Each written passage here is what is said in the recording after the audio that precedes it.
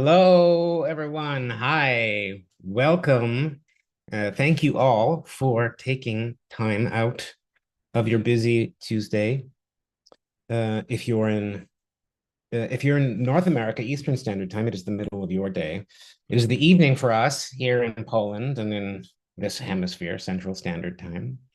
I'm so happy to welcome you all. My name is Michael Rubenfeld. And I am the co-director of Festival, a Jewish arts and activist organization, who are the producers of the film you're going to watch today. And also, I'm the director of the film that you're about to watch today. This is one of three films that we've made in a series called KulturDocs.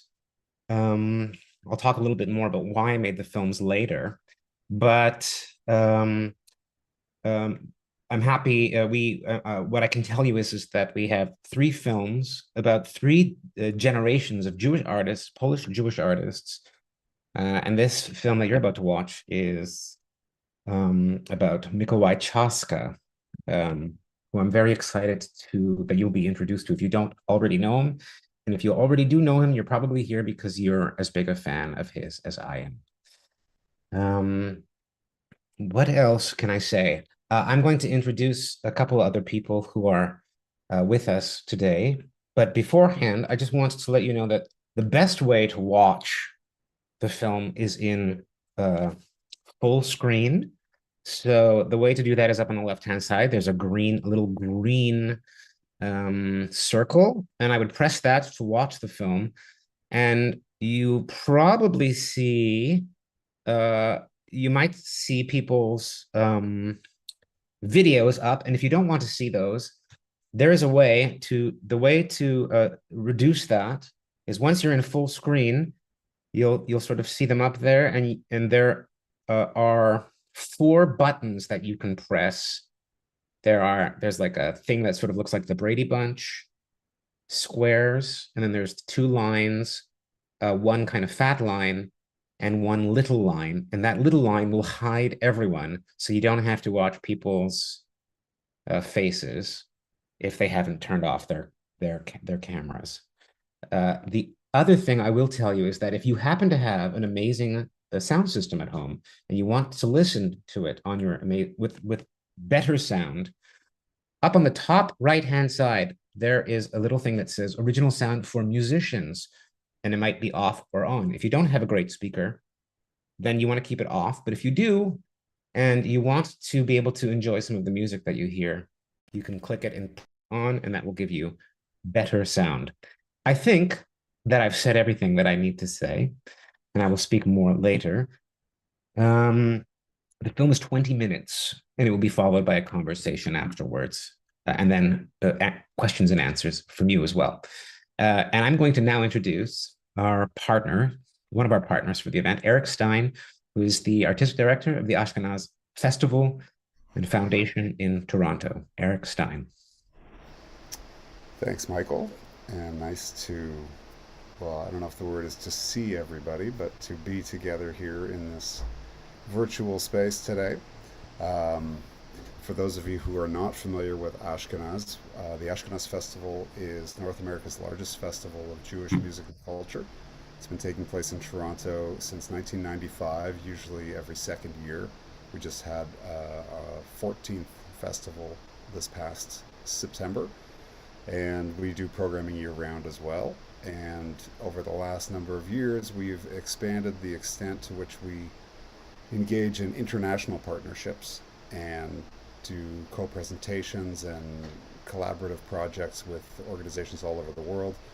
Part of the nature of being a curator in the Jewish arts space is recognizing that the sort of global aspect of that phenomenon, and that's something that mirrors the Jewish experience, really living in countries all over the world and influencing and being influenced by host cultures. And for me as a curator here at Ashkenaz for the last 18 years, that's been a particular area of interest, is just really delving into all those different ways that Jewish musicians and Jewish artists have channeled whatever their local environment is to reflect some sort of convergence between their own identity and their own experience and that of the locale that they're living in. And among those locales, Poland is probably among the most significant in terms of the work that we do at Ashkenaz, and in terms of the Jewish experience historically and musically and artistically and culturally. So we've had a number of partnerships with organizations in Poland. This is not the first time we've partnered with Festivalt. And of course, Michael being an expat Canadian, we've got a lot of connection there. We've presented his work at our festival before. And we did work together a few years ago in the early part of the pandemic. And this is sort of a continuation of that. We've also partnered with other organizations from Poland. And in fact, just a week ago, we were in New York presenting a concert with the Gare Mandolin Orchestra that was co-presented by Ashkenaz and the Polin Museum in Warsaw. So this is some nice symmetry to this month for us in terms of presenting programs that are reflective of our interest in having international partnerships, and particularly our interest in the connections and the depth of experience in the Polish Jewish experience. For me personally, that's always been of great fascination, and when I first got interested in Jewish music and culture, that was kind of the first place I went outside of North America to feel like I was getting at the well springs of this culture. And I have very, very vivid memories of attending the Jewish Culture Festival in Krakow in 1999. That was probably my first big immersion into that Polish Jewish cultural space. And over the last 25 years, I've had lots of opportunity to continue exploring that. So when Michael approached me with this series, and particularly with the film about Mikołaj's work, it was a no-brainer and just felt like a real automatic thing to partner up on. So I'm glad to be here today, and looking forward to sharing the film with all of you watching and talking about it afterwards. So back to you, Michael.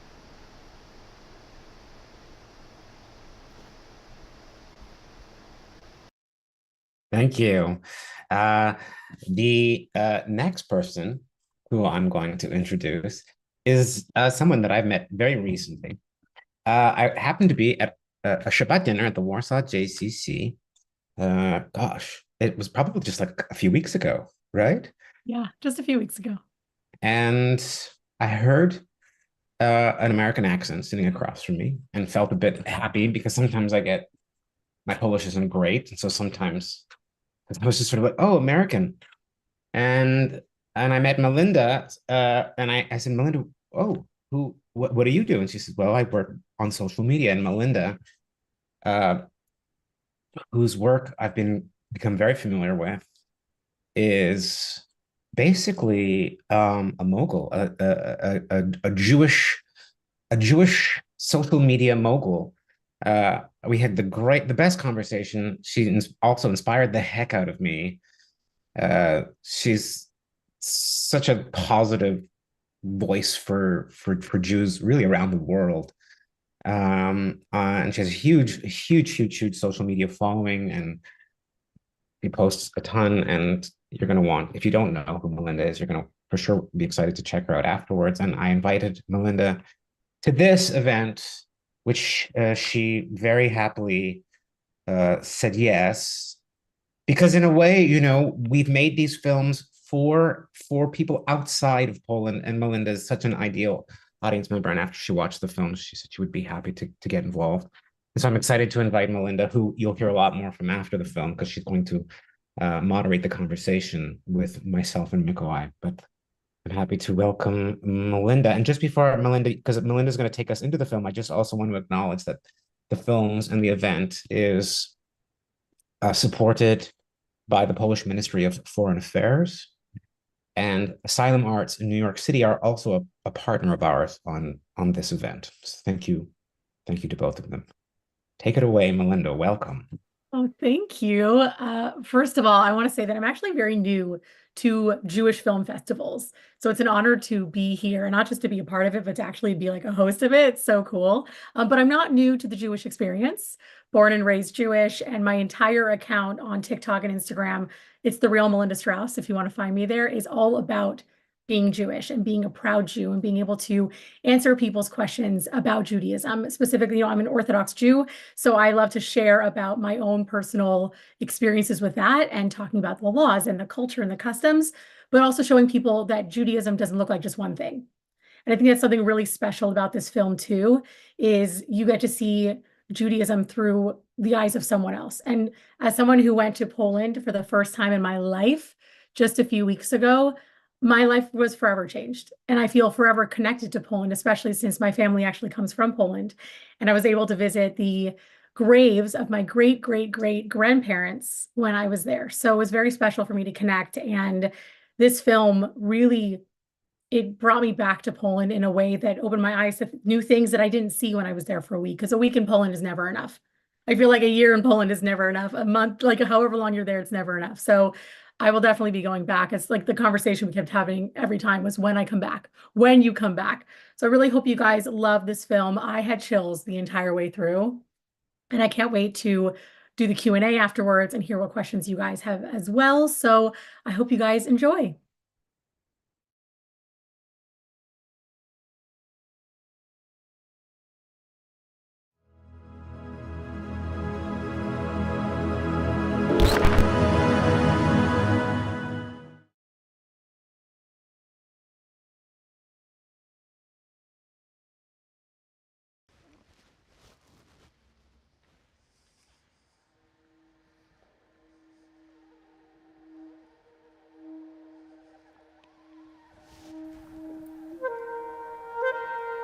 Growing up in Canada, I had been raised to be fearful of Poland because of what happened to my family and the Jews here during the Holocaust.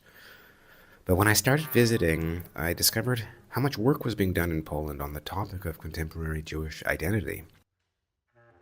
As an artist myself, I've always looked to other artists as reflectors of contemporary society, and so I decided to spend time with some of Poland's Jewish artists to see how they were using art in relationship to their own Jewishness, in the hopes of understanding more about Jews in Poland. Mikołaj Trzaska is one of Poland's most renowned musicians. He's considered an icon of Polish avant-garde jazz. Jako mały chłopiec miałem pewne podejrzenia, że, tak myślałem sobie o tym, że moja rodzina ma jakąś inną historię niż rodziny dookoła.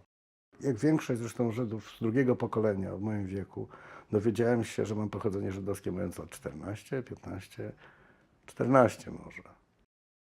Moi rodzice się jakoś kłócili w domu.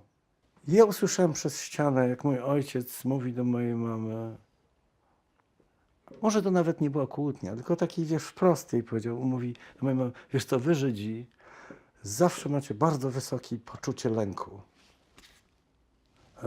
Zawsze wszystkiego się boicie. I mówi, ja rozumiem, dlaczego wy się wszystkiego boicie, ale wy Żydzi tacy jesteście. I wtedy mój ojciec mi powiedział, że być może teraz jest czas, kiedy ja ci mogę powiedzieć, że ty masz żydowską matkę. Jak ja się mam czuć, jak jestem młody chłopak i idę z tymi samymi chłopakami, które mi opowiadają ten dowcip po Żydach i teraz ja jestem tym właśnie. Co to za przyjemność? Co robisz w takim momencie? Zapominasz. Wychowałem się w takim domu ludzi, którzy jako dzieci przeszli wojnę. Mama przeszła wojnę ukrywając się, przynajmniej przez pierwszą połowę w Warszawie i to wcale nie w getcie, ale po aryjskiej stronie, o czym się dowiedziałem później. A mój ojciec z kolei spędził dzieciństwo w Warszawie po aryjskiej stronie jako polskie dziecko. Był świadkiem tłumienia powstania w getcie. Pamięta, że jego ojciec kazał mu chodzić na czworakach po mieszkaniu. Nie mógł wstać, ponieważ z okna było widać, jak ludzie skakali z dachu.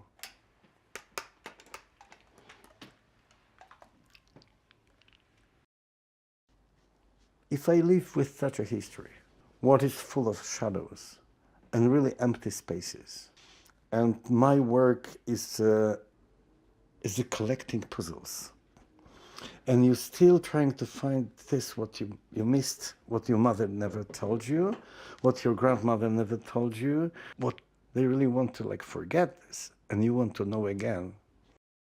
You don't know what happened, and you are not sure that you really want to know. And then there is a question, if you have such a story. If you have not your story of your family, which is your heritage. They doesn't give you like palaces, they doesn't give you golden cars and gold, they just give you Holocaust. What you should do for having life, how to be alive.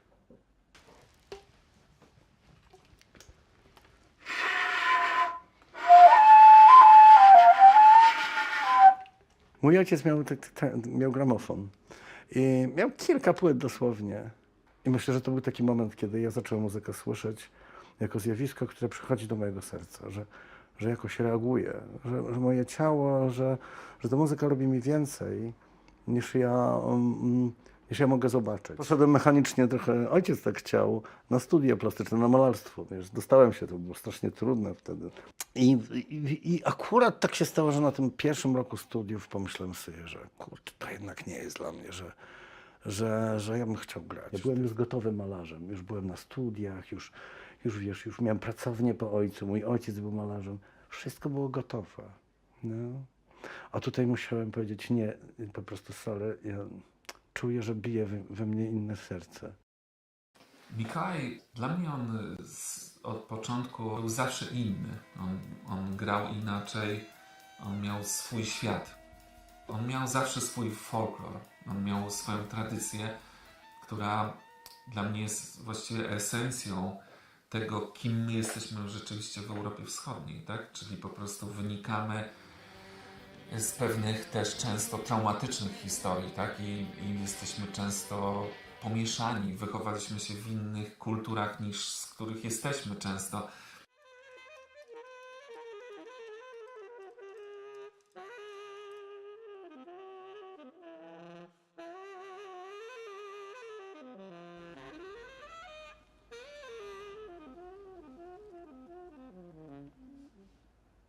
Yeah, from the very beginning, I really had a feeling that I would like to be a part of the family. That I really would like to be from somewhere. That I really would like to have sisters and brothers. That my heritage, it means something more.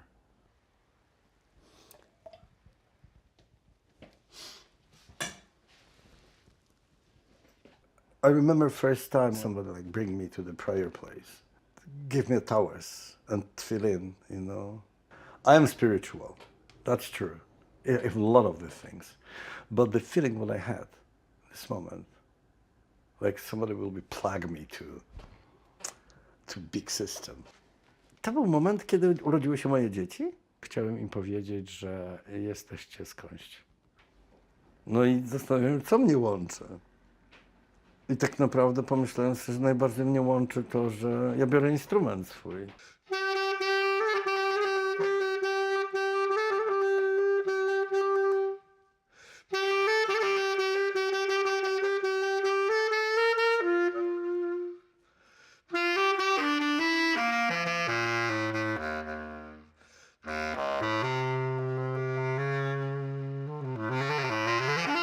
Bo on po prostu gra tym swoim światem. Ta aura, powiedzmy, też jest koło nurtu pewnego ducha, który jest na całym świecie. Tak w Europie Wschodniej on tak wygląda. Tak my często znajdujemy pustkę po jakiejś kulturze.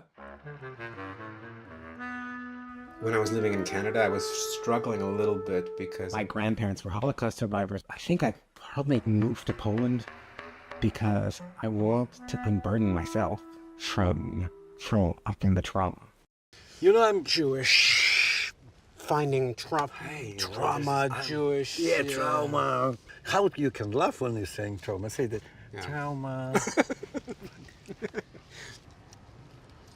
Yeah, from the other side is the way how you can run from trauma. Just to change or how you show your back for a trauma.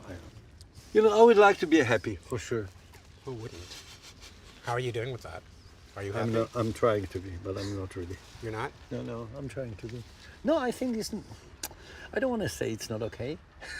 Probably I'm not being loyal to my mother. So to be loyal, you have to be serious? You Yes, have to take it seriously? yes, only? yeah. If I don't believe in that. I think that's bullshit. I think to be loyal, I think to be loyal actually means to continue to live, and to live with joy, and to refine joy. for my mother, having the happy child, it was kind of trading, you know. Like a trader? Like Yeah, strategy. trader. Strategy? How you can love? How you can be happy? That's Could interesting. you imagine this?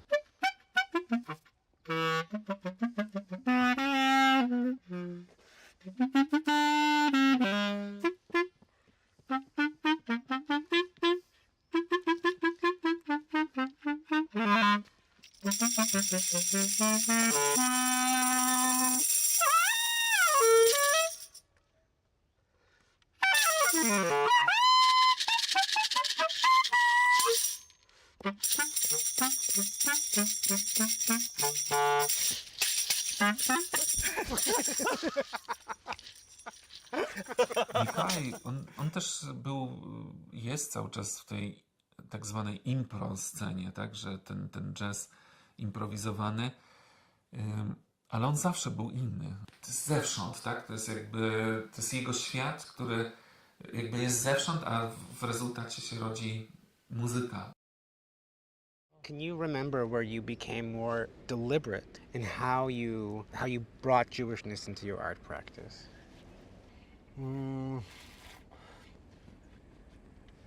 And it was one moment, I remember, when I found a couple of Jewish notes. And I found this note and I really tried to follow. It's kind of spiritual, touching something what is not for describing. After that, I met some musicians like Rafał Rogiński, who showed me more about like historical Jewish musician, and he involved me in the books of that and then the parts as well, like musical parts. It's a part of like my chord, spiritual chord. And I don't know why, as I told you, this chord is not Catholic, it's not Christian, it's just Jewish. I know that. My love is Jewish love, you know. My suffering is Jewish suffering.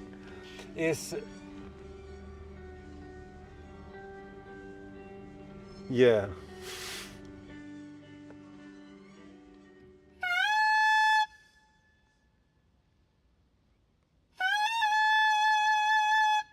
When I'm trying to escape from my trauma, it's not because the story of my loyalty, it's also the story that I feel, you know, homeless without that. You know, I'm more in home if I'm touching my shadows. You know, if I have contact with this. It's crazy, I know, but maybe it's not.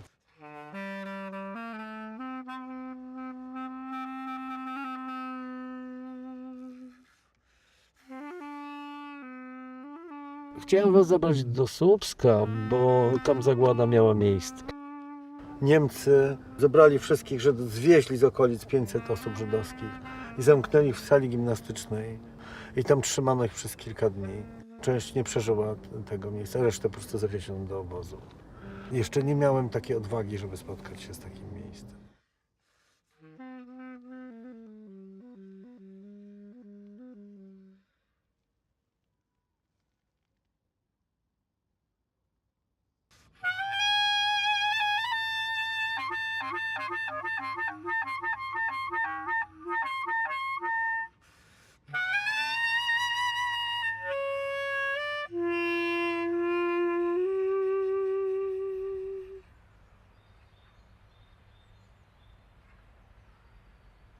No to była po prostu kaplica cmentarna tak naprawdę, jakby mówić po chrześcijańsku. Od 41 roku. Okej. No tak. 41? Czyli rozumiem, że do 41 tu byli Żydzi. Mieszkali Żydzi, czuli się jeszcze dobrze, chociaż synagoga została zniszczona w czasie Kryształowej Nocy. W czasie Nocy Kryształowej. I który to był rok? 38. No tu w tym miejscu tak wstrząsające dla mnie jest to, że te połamane macewy ziemia oddaje, czasami wypływają fragmenty z ziemi. I live with this luggage even when I really don't want to. I really try to leave this case in many places, in many train stations in my life. But it's also amazing opportunity to work with this, how to put the light to this shadow. I don't want to swim in the swamp. I don't want to swim in the blood. Of course I must do it. I'm doing this, but there is some shore. Wyobraź sobie 10 lipca 82 lata temu. Naziści pukają do wszystkich żydowskich mieszkań, nie tylko w Słupsku, w Koszalinie i w okolicach. I każą przyjść Żydom tu do tej sali gimnastycznej. I ci Żydzi idą z walizkami, z futrami, z cennymi rzeczami, które mogli zabrać ze sobą i nie czekają w tej sali. W tej sali gromadzi się 500 osób, ponad 500 osób. Nie czekają, żeby pojechać do lepszego życia. Wywozi się ich do Auschwitz i do Theresienstadt.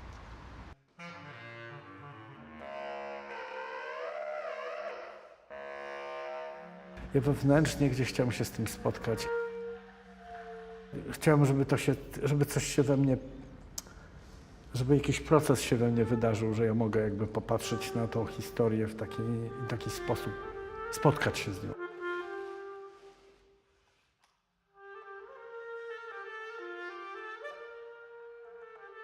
Ja nie chcę się przygotować, wiesz, ja nie przygotowałem żadnego utworu, żadnej kompozycji, po prostu chcę wejść i zacząć grać tak jak stoję.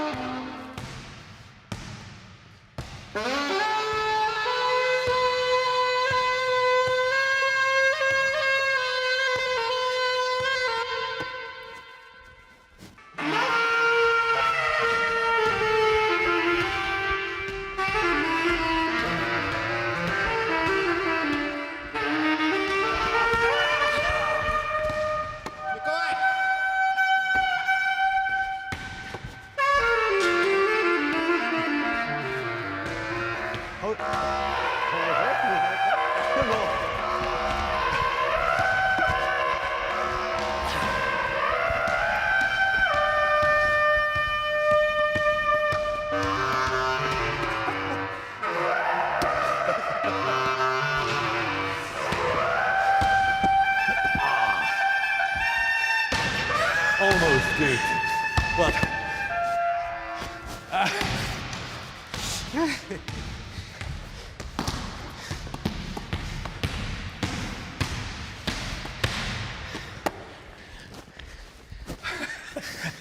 Thank you. That's fun.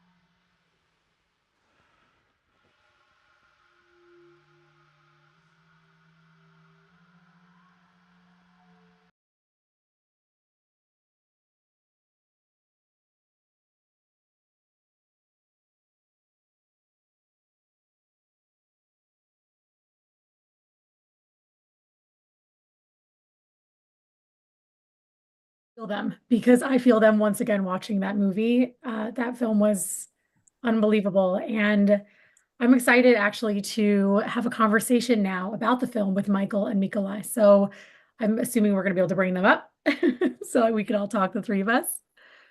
I have so many questions, and I'm sure I want to encourage everybody who is watching from everywhere, by the way, because I know that there's a lot of different places that this film was streamed and we're watching right now. So in the comments, if you're on Zoom, you can ask any questions, you can raise your hand. And if you're watching from Facebook or anywhere else, you can ask questions as well, and they will be collected so that any of those questions we can hopefully answer here today. Thank you guys. Thank you everybody who was watching and who will be watching afterwards, because I know this is being recorded as well. Michael, before I begin with questions, is there anything you want to add? If people want to ask questions, there's a little react button at the very bottom with a heart, and you can click on it and raise your hand. That's it. Perfect. Okay. Well, we're actually going to start with Michael, because I do have a question for you that's going to lead into about 1,000 questions for Mikołaj. We're going to start from the beginning of this film, because I want to know, because you said you created 3 different films for the festival, and I want to know what brought you to this film specifically, being inspired by Mikołaj, that you chose to make this film together. Well, when I first started coming to Poland, I realized that I didn't even know that there were still Jews in Poland, which was, silly, but I didn't know that. And as an artist, the first kind of place that I go to understand what the conversation is tends to be artists. And through the artists of Poland, I really started to learn not only, but once I started to meet and understand the contemporary Jewish reality, it looked so different than my experience growing up in Winnipeg and Canada, being born into Judaism. And I was just so shocked at just how little I really understood Jewishness beyond like my own perspective of things. And I hadn't even considered myself as a Polish person, which I am, which so many of us are, but I realized that I had lost this Polishness in terms of my own personal identity. And then when I started speaking to Jewish artists, many of them, Mikołaj included, had lost their Jewishness. They kept their Polishness, but they'd lost their Jewishness. And the journeys that people were on was, in order to understand what Jewishness meant, I found so overwhelming and beautiful and complicated. And of course, it makes so much sense that I didn't also understand the legacies of communism. So I just learned so much. And also the questions that people are asking also then made me start to ask questions about my own Jewishness in ways that I hadn't before. And one of the people who is doing this, in my opinion, in some of the deepest ways in Poland is Mikołaj. So the whole series only made sense if Mikołaj, for me, was a part of it, because he's such a deep, he's a deep thinker, but he's such a deep feeler. And when I would always tell Mikołaj that I always feel like he's channeling the past, the present, and the future when he plays. And it's a very sort of special and haunting thing. And so, for me, it all had to start with Mikołaj in order for the series to make sense. One of the things you had said to me is this is the Polish Jewish reality. And it's something, that I had no idea about either. Coming for my first time to Poland and talking to so many people who had this one same thing to say, which was, I didn't know that I was Jewish, or my mother or my father didn't know that they were Jewish. And that's a reality I didn't know existed all over Poland between the Holocaust and communism, because both are a huge factor in why this happened. And we discussed this the other day that actually communism was a huge part of why so many people did not know that they were Jewish, born Jewish, and had no clue until the teen years. And Mikołaj, I'd love to ask you, first of all, what age did you find out? Because I know you discuss it in the film a little bit about finding out that you're Jewish and your friends and the way that they were, making fun of Jews. And it's kind of this weird reality of, wait, I'm Jewish. What do I do with that? And I'd love to hear a little bit more about that from you, what that was like. And I know especially you're becoming a part of something completely new and different, and how that was for you. Okay, so hello everybody. Melinda, I will give you a question, but before I would like to say big thanks to Michael. So let me say a couple of words about this, what happened, because today I had the possibilities to see this movie first time, but not one, 2 or 3 times too. For me, the most important things that it was a meeting, that this film was very kind, that I had feeling to be for a couple of hours in a family, and we met, and I think we met first time. We really had first time the possibilities to really talk together. It took each other, isn't it? Yeah. And that's why this movie is very important to me, because it's not pompatic situation. The film who is for psycho fans, but it's just it's about something very intimated. It's about very small atoms of life, I had this molecular feeling, but this intimated molecular feeling. So thank you, Michael. And this, what you are saying now, is moving so much, I'm nearly crying. And Melinda, this is, I had the same experience, I think very similar what Michael said. When I was born, I grew up with my Jewish friends. So I had a couple of them, but I didn't knew that. We didn't knew about each other, about ourselves. I was in a class with one Jewish boy. He's now he is a shaman in the Gdańsk Jewish community.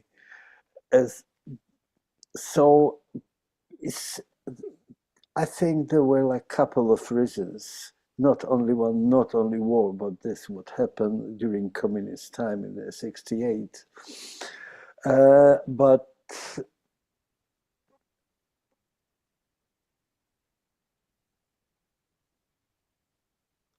I don't know, probably I need a couple of hours or another movie about this, about just this one subject, how to. Could you repeat the question again? Yeah, I wanted to know when you learned that you were Jewish from your father. Yeah. And you mentioned it's a kind of a quick moment in the film. This film could have been 2 hours, and I would have been watching every second of it. Yeah. What, a little bit more about that experience of finding out you're Jewish, and how after, I know at the beginning you said you kind of just let it alone, but then how did you become more connected to being Yeah. Jewish and to your Yeah, history. yeah. It was, yeah. You can see this in the movie, but probably we should like say something more. Of course, when I started having this knowledge from my father, I was completely. My feeling was so bad, because the, the, we still in Poland was still like mm, the Jew is trash. It's the same word punk, the same word trash, a piece of something very ugly, stinky. Um, I think we have these pictures still from getting like vision from getting how to say this in English. I don't know how to say this Polish. We still had this picture from because Germans, because German occupation showing us like such a picture. So a lot of jokes about Jews during this time. It was they were created just for show how the Jews are dirty, how they only want to sell your mother and your father. How they are bad, how they are poor, but if you they could be okay, Magda, pomożesz mi? Sure. Pomóż mi, że straszyło się dzieci Żydem starym. That children were basically being like frightened by like hearing scary stories about the Jews. Że Żydzi kradną i oszukują. They steal and they cheat. I przede wszystkim są gotowi sprzedać własną matkę. And they are ready to sell their own mother. I roznoszą choroby. And they spread disease. And it was part from Goering propaganda, German propaganda. Dziękuję, Magda. So I will try continue my speech alone. Thank you so much. So I wasn't happy because in this moment, like this, my soul and my feeling about myself to move to this dirty part, and I had feeling, oh, so I have an inside, something very bad, kind of dirty, bad devil, because you know that in Poland still so there are people who are afraid to say word Żyd. For many people, it sounds like something not okay. So it took me a couple of years when I really started to missing for this, and I think that this moment when my kids appeared in this world. So it was the moment really when I had feeling, yeah, I start to feel that I have like very warm, good core inside me. And of course I had experience with Jewish literature. And of course I had the experience with Jewish music. And of course I started missing for something when I had the feeling I have this. I started missing from my heartbeats, what I never try to hear. And yeah, and I never get be religious. I don't feel good. That's funny thing. I never feel good among the really religious Jews. I don't feel at home. Sometimes I don't know who I am. I'm half of something or half of nothing or half of somebody. It depends on the situation. I change myself like a Zelig. This is probably this part of this story is about that. Yeah. So this is long. I mean, of course, probably I need like more time in my language, but in English. But anyway, it's a long story. I can think a lot about it, and I think I can talk a lot. But I think that's true. That moment when I start to play music, when I start to play the Jewish melodies, it was the moment when I start to dream the melodies for the first time in my life.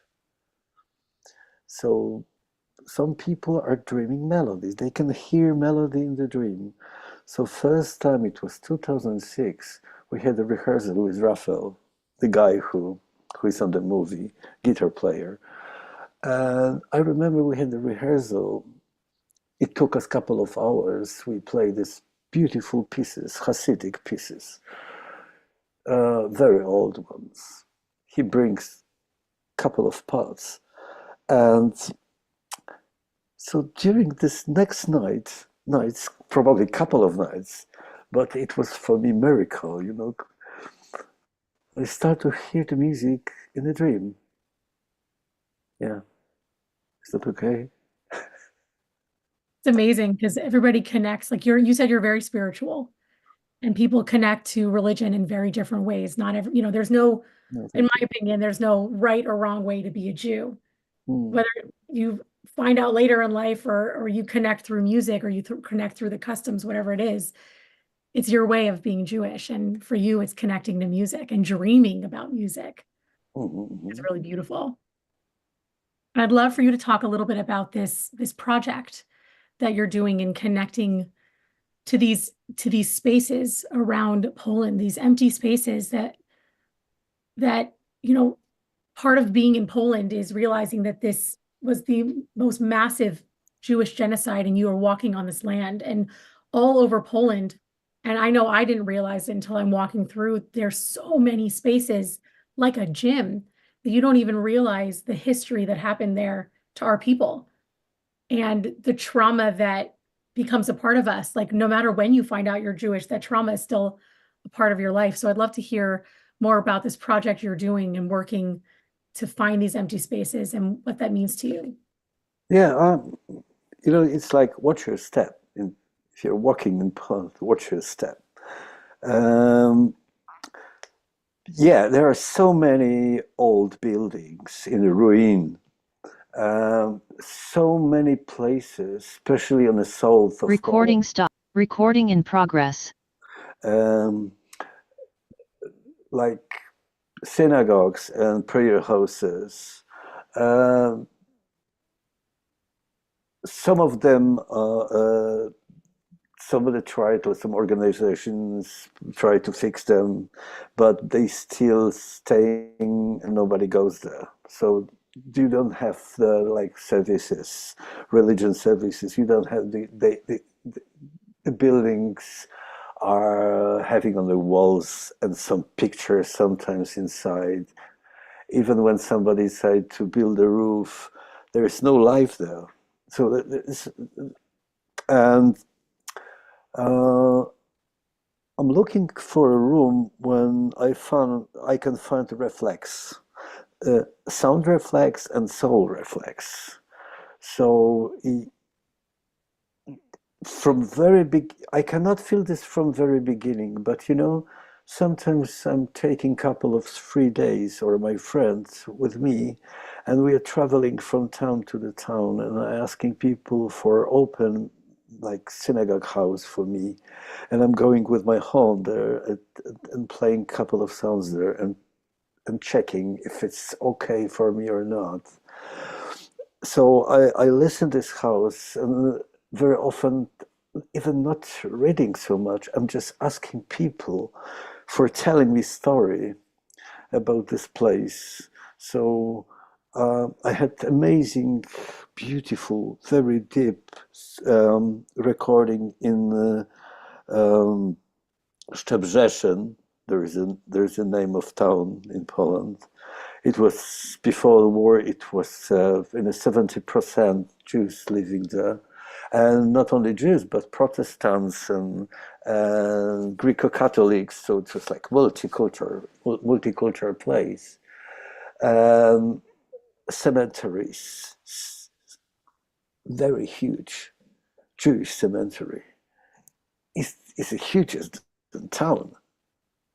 So when I was there, I started to imagine how big was this culture, how old was this culture.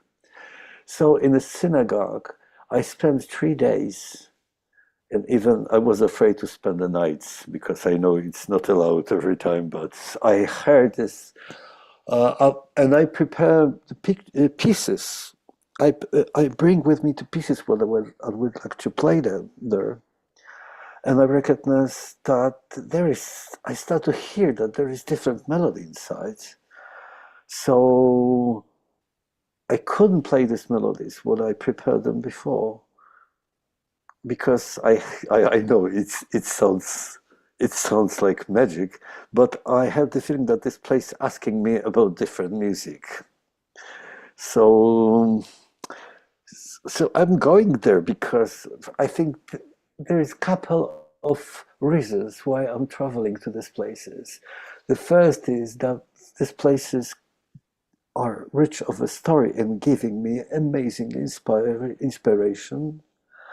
And I'm lazy, and because these places are like they are like musical parts, like scenario, like movie scenario. It's just going there and like can read this. Just need the time for hearing this space. Need the time to stop. If I will stop in this place, then I know I will do it. So I continue. I starting this, and I continue, and I hope I will make another recording in the next couple of weeks. Yes. Sorry for my long talk. I'm completely captured. Completely captured. So Thank I'd love you. to know, Thank you. yeah, from when you guys were in the gym together and you were playing music, Michael, you were playing basketball. And I wanted to ask, was this improv? Was this something where you asked him, hey, can you play a little basketball? In the way that I saw it was, this was a place where people used to play basketball, that this was the experience of before the empty space was there. So I wanted to ask actually both of you how that came to be in that moment. That's a great question. I think it was actually Mikołaj's idea. I can't remember, but I think it was Mikołaj's idea because he liked the idea of the sound. Because Mikołaj he works from a place of sound, so he could hear that it would sound interesting. And I think that we also both like the idea of what it might conjure.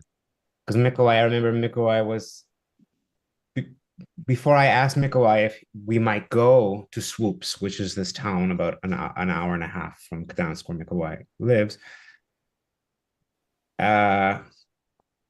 when he had told me about this gym that was still working, that was still a part of a school where these Jews were brought, he had talked about how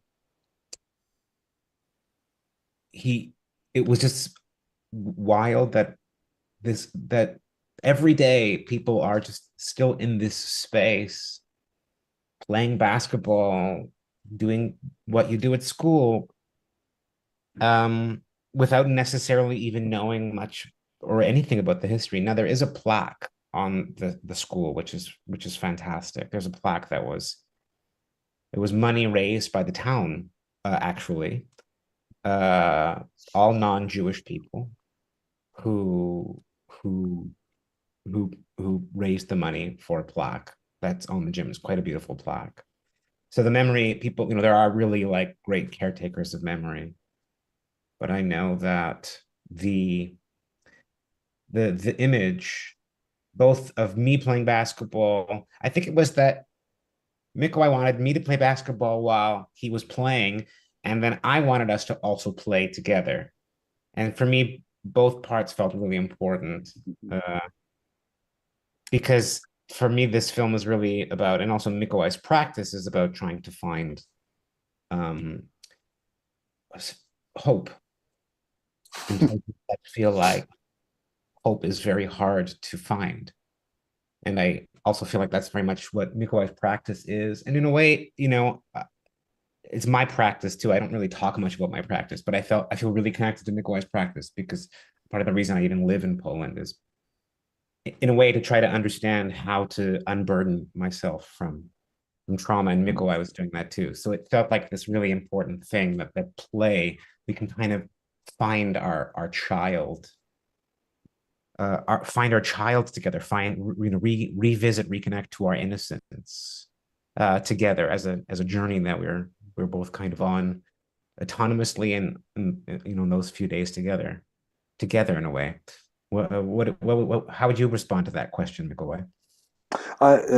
Yeah, I think, yeah, I don't remember, but I remember the feeling and idea what I had on the very beginning, and you helped me, like you pushed the situation further. Like I had the feeling that it was nice because I have a boy in the middle age from Canada who really know how to play on basketball, because in Poland it wasn't especially popular. Okay, this guy know how to play in basketball. I know how to play a saxophone. Okay, so but you really helped me. I looked for this all kind of counterpoint, kind of. Because this plaque is about the history of this place is from a couple of years, and the person who is the woman who is on the picture from Słupsk. This is Jola Krawczykiewicz, and she's a leader of Forum Dialogu, and she really care about this place. So because of her, citizens of this town, they really know what was in this gymnastic hall, the sport hall.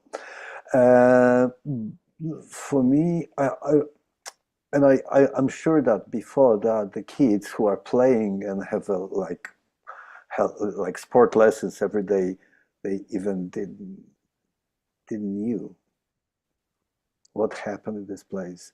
And for me, sometimes I know that sometimes we should put situations such a deep, even develop kind of shock to show picture when somebody in this room playing basketball, and that's super trivial story, and from the other side somebody play kind of pain on a saxophone, and it was very interesting how the things works together. And you know what was beautiful? What was the most interesting things during this? How do you call this artistic show? We have a couple of people, couple of persons. I think it was vice of president or president of the town, The mayor. Mayor, yeah, mayor, Polish. people had a closing eyes, and I know that from these people, this performance meant something. And that there is cautious optimism. We are working at this very. Okay, thank you. So I just want to read one comment, and then we actually have a question that I wanted to get to as well. But Hannah in the comments said, when I visited Poland, I realized how Polish I am. I grew up with my Polish Jewish grandparents. The ways were subtle. And I love that because I actually totally feel that as well. And even watching this film, it made me feel more Polish for sure. So I wanted to share her message, especially for those who are watching afterwards and want to see that. And then Eric, we have a question from you. I'm not sure how it works with coming up to ask your question, but there you go. Perfect. Okay, go for it. Not so much a question as just a comment about the basketball and the music, which I thought was actually kind of very poignant. For me, my experiences going to Poland were always very ambivalent and dissonant in a lot of ways, because you have so much collision of history and contemporary times, and one's personal reaction to being in a beautiful place and enjoying oneself, but also being conscious about the history as a Jew. And so what I really took away from that moment in the film was, and this is my reading, maybe it sort of touches a little bit what you guys are both talking about, but it really is metaphorically about that dissonance. It's about dissonance that is actually part of Mikołaj's artistic aesthetic as an abstract jazz performer, but also dissonance of just putting together these times and places that have so many layers of meaning within them, and not necessarily being able to make definitive sense of any of it, but accepting that dissonance is really what is essential about that experience and facing it. And that to me was always on a personal level, what always fascinates me about Poland, and something that I think a lot of people, a lot of North American Jews, I'm sure, can relate to the experience of encountering survivors or people that grew up in Poland and can't go back. They don't ever want to go back. They have nothing but the most terrible memory and association related to this. And of course, they come by that honestly, and they're so much entitled to that feeling. For me, as somebody that came to it later as a way of making sense of my own identity and my own family history, originally coming from Poland, I want to face that dissonance. I want to face the ambivalence and grapple with these questions and never have a definitive answer because there isn't one. Yeah. So, anyways, that's I just wanted to add that. Yeah. I mean, if I can say something, yeah, Eric, that's amazing, beautiful. Thank you so much, because this ambivalency, this is a state of our minds here, living in such a country with such a history, having such a memory from this transgenerate generations, this trauma, how it works, how we how we still wearing this on our arms, and what to do with this. This is question for us. So I think being a musician, an artist, this is the best, because like Carl Jung says, that every trauma which is expressed, it goes to the light. So we are in a good situation, good position. So thank you so much, Eric. Great. I'll read another comment. So from YouTube, Marek says, really nice movie, good idea, interesting take, and gives the high school feeling of watching movies. Do more of this. So I agree. We need more of these movies. I would watch a million of these, and I plan to. Another thing that I want to first thing I want to say from what you guys were discussing with the basketball, the way that music feels differently to each person, I'm seeing how just that moment in the film, each of us has such a different experience from a moment of playing the music and the basketball being played at the same time, and then the joy of you guys playing together. Each of us watching is experiencing something different based on our own past and our own lives. So it's just like music, everybody hears it differently. And I think it's something really special about film in general, and music and artistry, is that it's something different for each person. So hopefully for everyone who's watching, maybe your experience was like mine or was like anyone else's, but it's your own experience to have. And so it's interesting because so speaking of the basketball and the joy that you guys had, and you could see when you were playing, when you guys were, I guess, eating berries together in the field, one of the things you discussed was this guilt of feeling happy. And obviously it's not a therapy session here, so we don't have to go into that, but I'd love to hear a little more about how you are feeling, especially since a conversation like that, where there's this feeling of guilt when your mom sees this, wants you to be serious all the time. How do you feel that? Okay, so this is also a long story, because you're right. This is story about therapy, like a long process. Almost all people what I know from my generation, the second generation survivors of the Holocaust, they are of kind of treatments, we just for having better lives, and of course there's a lot of jokes about this, but that's true. That I think for us the beginning in what I think is connecting us, the Jews from this generation, very special attitudes. Oh, okay, very special relation between our mothers and kids, and this what we calling Jewish mother. In sometimes I think in Israel they calling Polonia, like Polish mother. Is this a person who caring about you much more that we really need that, or so every you should be loyal for keep your mother in the good shape, so be with her, it's your duty. So if you really want to build your independency.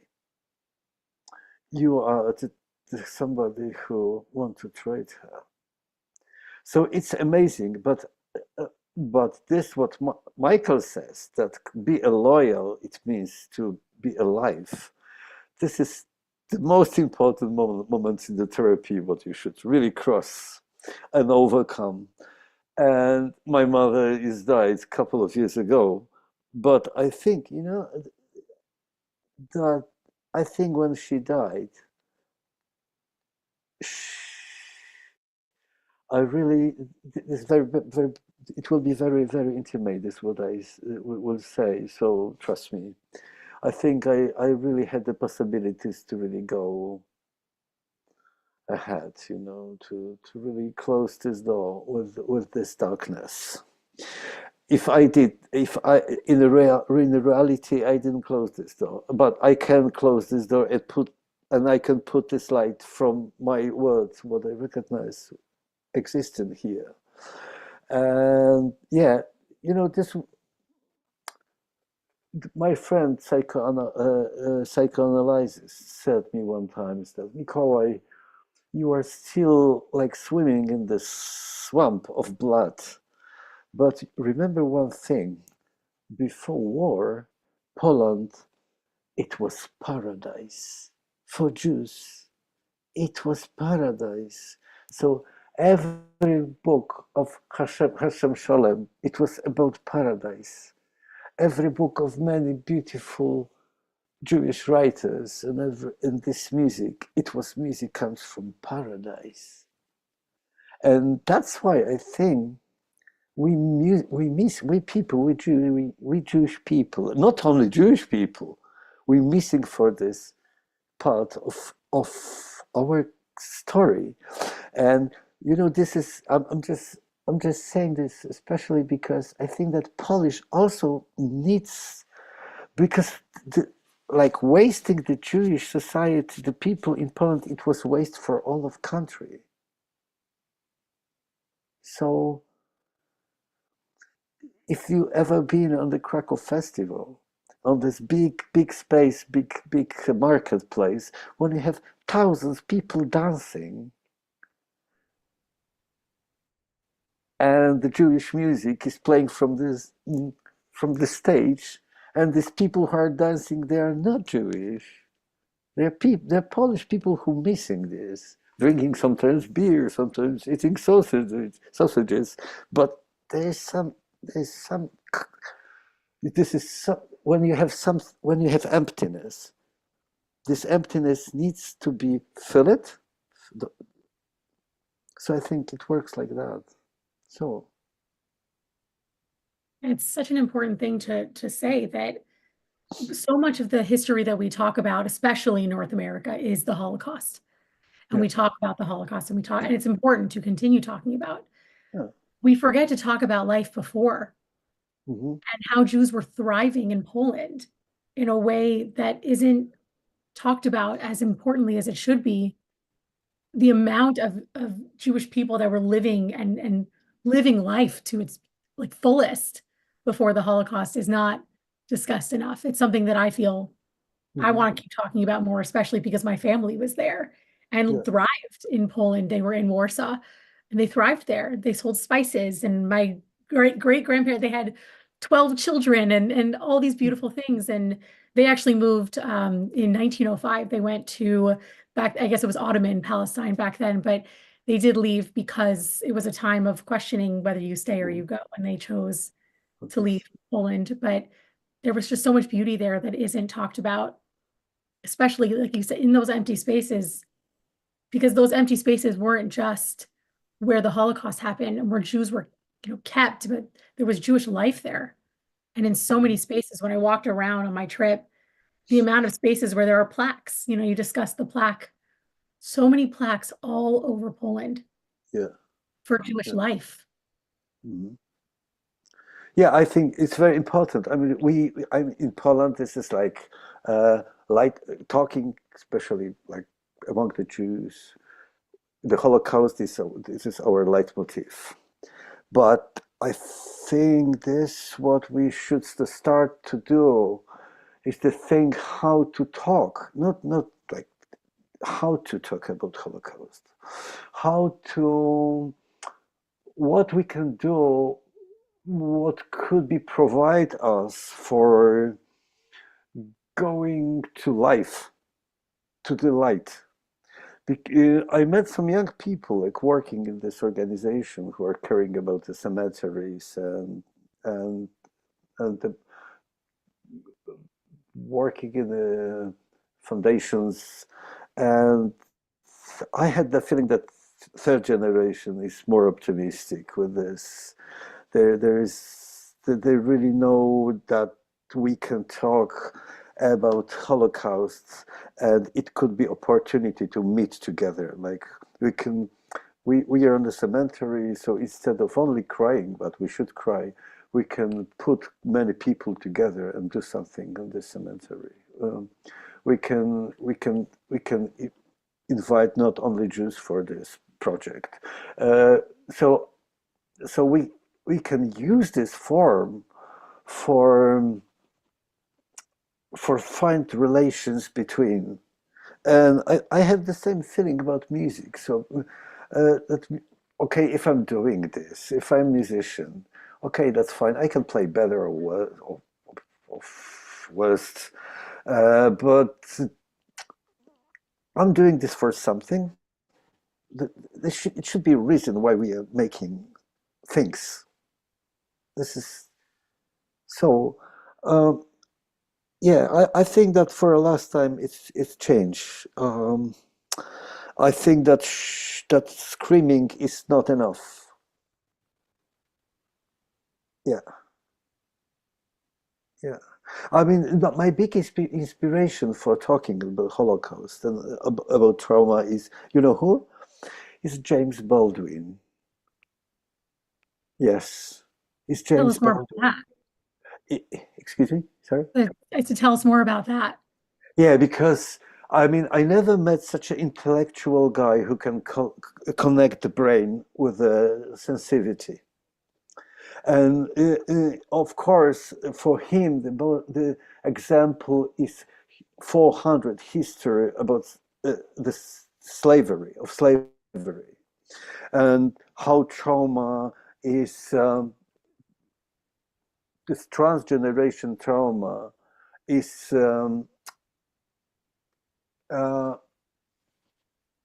blocked, is like, how to say, uh, cannot let you move, cannot let you think, cannot let you find your independence in the thinking. How how trauma keep you in a one point, and sometimes not so much you need for change your position from the corner to the middle of the room. Of course, and how to start to think about history and a little bit different. So it's another long story. I mean, I'm not ready to talk about this right now, but I just want to say that he's super helpful for me. Yeah. That's amazing. You know, one of the things that I actually wrote down while I was watching the film, but to be Jewish is to be a part of something more, which you do discuss in the film. And I was kind of listing in my, not just listing in my head, but actually writing it down was, what does it mean to be a part of something more? It's, you know, being a part of a family. It's being part of something bigger than ourselves, Yes. history, but it's also the trauma. Yeah. Which we can't avoid. It's there. The good things are there, and that is such a huge part of being Jewish, but it's the trauma as well. Yeah, exactly. So you can guess, you know. So there's also many like Jewish jokes about this. How yeah. Yeah, that's true. You should be ready for that if you really want to have such a sister and brothers. You should be ready that you meet also another trauma sister, trauma brothers. But you know, if you have such a good attitude for that, it's much easier working trauma together than alone. This I know. I'm going to read a couple comments. The first one is I'm going to say the name wrong, so please, Katarzyna. Katarzyna. Okay, there you go. Thank you. She said, my late mother was a Holocaust survivor. Hold on, my late mother, Holocaust survivor, was Mikołaj's father, faculty of Academy of Fine Arts in, I don't know how to say the does anybody Gosh. how do you say the name? Yeah. In Gdańsk. In Gdańsk, what is her second name? Is there? Hildreth. Katarzyna, yeah, Hildreth. Hildreth. She said we Is that- share exactly the same experience learning about our roots accidentally in a way. Yeah. She learned at 18 or 19. She said, I'm an Uh-huh. avid Mikołaj, avid fan since the very beginning of his career. I was even saying your name wrong as I'm reading Whoa. it. Must have seen his concert, different projects innumerable times. Oh, wow. So you got a Kasia, big fan here. okej, Kasia, jeżeli nas oglądasz, if you see us, to ja cię pozdrawiam serdecznie. Greetings. And then the next one is from YouTube. Thousands of years of Polish-Jewish relations and history of Polish Jews was reduced to Holocaust and pogroms. It's wrong, and it has to change. Polish Jews had hopes, dreams, and achievements. Generations of Jews, including but not limited to Jews of Second Polish Republic. Why do people outside of Poland believe they were not important? It's a great question. There is walking through the Poland Museum, and literally when you go downstairs, and there is so much Polish history that existed before. I mean, it's most of what's in that exhibit is what life was like before. Yeah. And it a lot of times gets reduced down to the pogroms and the Holocaust. And that's why films like this are so important, and hearing your stories are so important to realize that while it's a hugely important part of who we are and who we were, there is so much more to our history than that. When you're traveling to Poland, I don't mean big cities, but small cities like Szczebrzeszyn, Słupsk. Okay, Krakow is one of these small cities. What you can go, then you can recognize that Poland will be not existing without Jews. If, as I said, there is so many towns, Jewish towns, like Polish towns, but Jewish towns on Podlasie, on south east of Poland. You have so many people, known people born there. The Warner Brothers was burned. I think whole Hollywood comes from this place.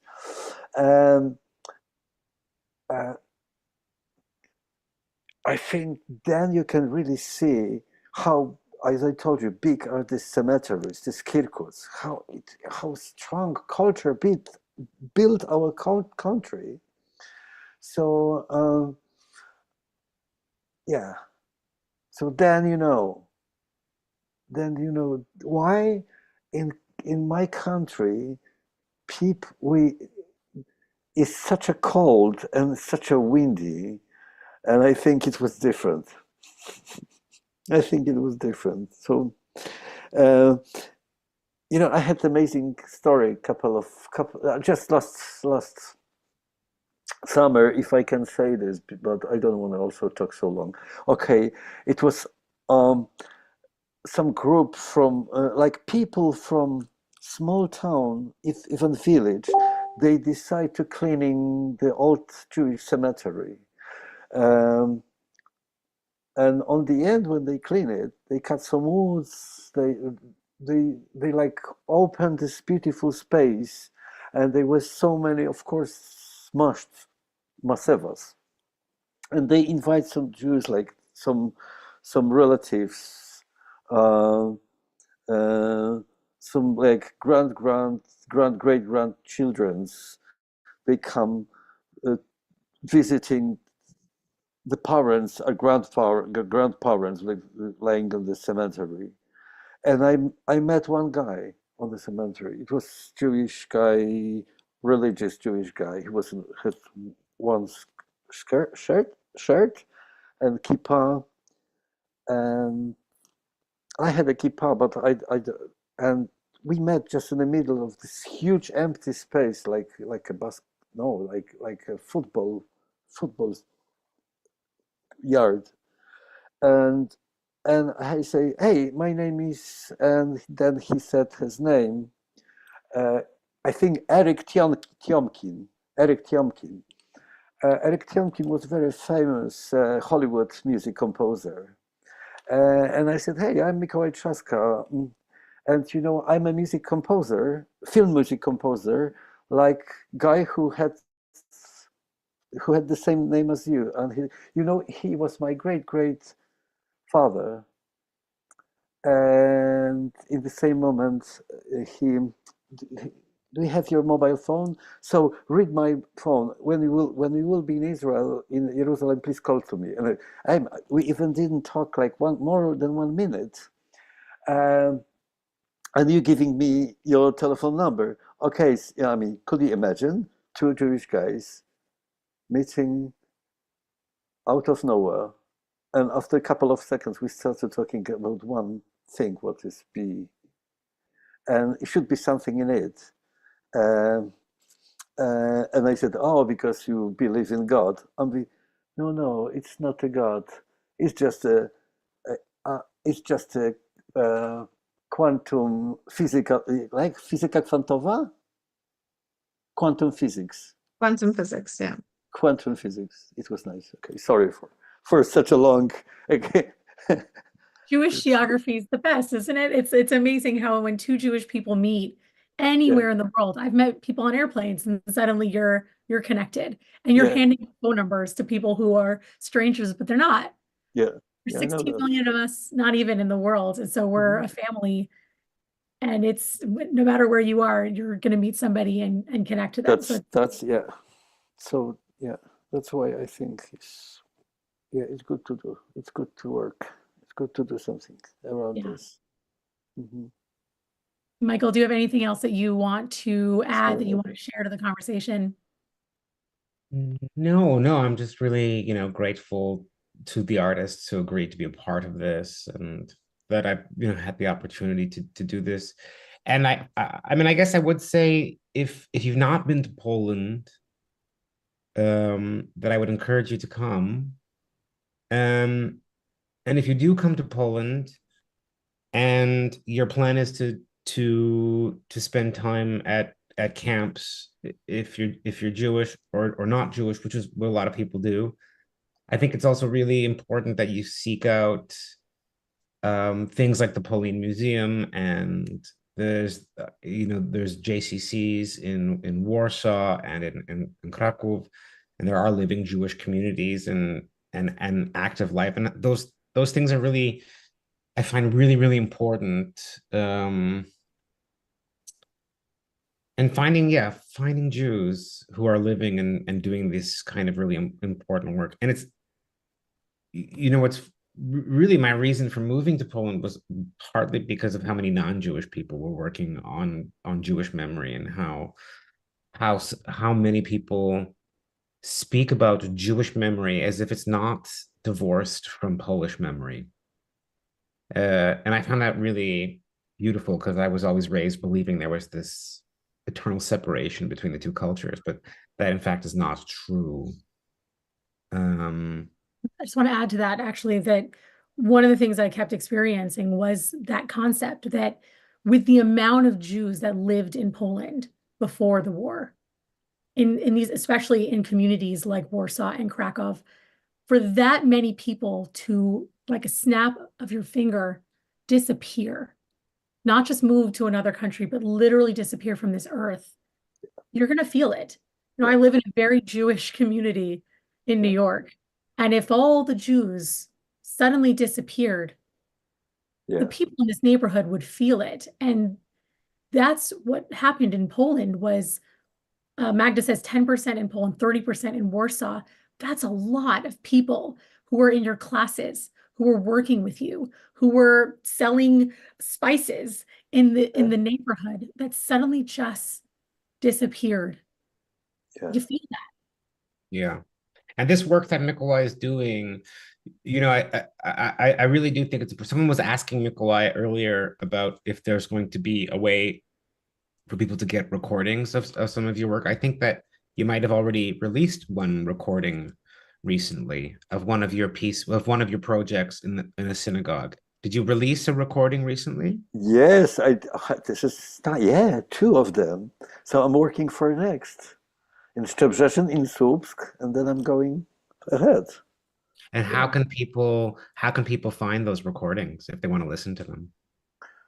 Oh, the last one. I mean, I think that now, just after the second, when I released this in Instant Classic, people really recognize this idea and people love it. I mean, I have very nice reviews out of this. And that's what I like, that they are not really in touch for the reason why I'm doing this. They like music, but on the end is still the story on the end and on the beginning. And where can people hear the albums? How they buying? They buying CDs. They buying vinyls. But how? Give me a link. I will send you. Then Michael, you can share it with everybody. If people hear, no, there you you can go. find Kilogram dot. No, not like it's Instant Classic. It's not Kilogram. No, I cannot do it. I cannot do. I'm not not culti, but multitasker. You can't multitask. You can't multitask. Yeah. So Michael, you'll be able to share with everybody who signed up and everybody who's watching the links. Yeah. Because I also want to. Yeah, exactly. I can do it. Yeah. I think it's on a YouTube now because now you can listen to this music from because the first is from Szczebrzeszyn and this one is any time. Okay. Oh, great. The links are on YouTube. That's great. Yeah. One of the things that's so special about your music is exactly what we were talking about before, is that everything comes so much from your heart and from your Jewishness, actually, and the things that are happening around you. Like it's not just something that you're just sitting and writing down and playing, but it's something that you're feeling. Something for people who are listening to remember that. Okay, wait, I think I found it. How I can I already put it in the chat, Mikołaj. It's already there. The chat? Where is it? It's already in the... Już jest w czacie. Jak to? How it works? Ja już rzuciłam. Nic się nie Okay, fine. Good. I will have to make this once. I did this again. No, it's okay. So you can listen all. So everything was what is there was recorded in a synagogue. I spent a couple of, if I may say, so I every day I spent this 3 days, and first day I recorded first layer, second day second layer, and third layer. So it was still 3 layers of instruments. Yeah. Easy. Melinda, thank you so much. Yeah, Melinda. For being here with us and hosting this talk. Mikołaj. Yes, guys. Thank you, of course. Thank you. Ashkenaz. So, and Eric and Magda, super, and Corny. I mean, and for everybody who spent this beautiful time with us. Thanks so much. You guys are beautiful. Wow. Thank you. Oh, we get also, very. And again, if you want to follow Melinda's work, how do you follow you, Melinda? Anybody who wants to follow me, I am on TikTok and Instagram at The Real Melinda Strauss is my name. It's actually my name everywhere, Facebook, YouTube, anywhere that you can find me. That's what it is, at The Real Melinda Strauss. Super.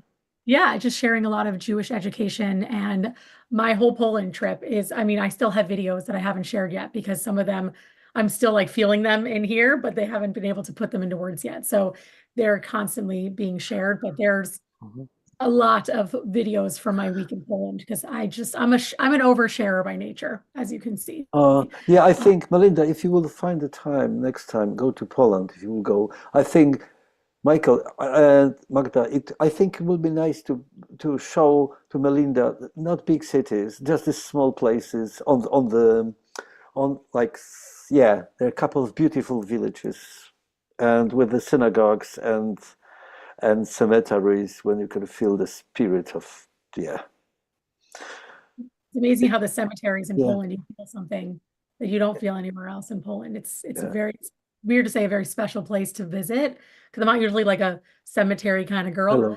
But when you're there in Poland, I went to a few cemeteries while I was there, and each of them, you feel it. You feel the history, and you feel Yeah. around you. It's very special.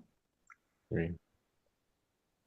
Thanks, everyone. And if there will be recordings of this event, if you want to share it with people, you can find them on the Ashkenaz Facebook page, on the festival's Facebook page, the festival YouTube page, and my own YouTube page as well, Michael Rubenfeld. I'm not the real Melinda Strauss, but I am the real Michael Rubenfeld. Yeah. Right, you. Thank you. Thanks so much. Thanks, everyone. Thanks a lot. Bye bye. Thanks, everybody. Thanks, everybody.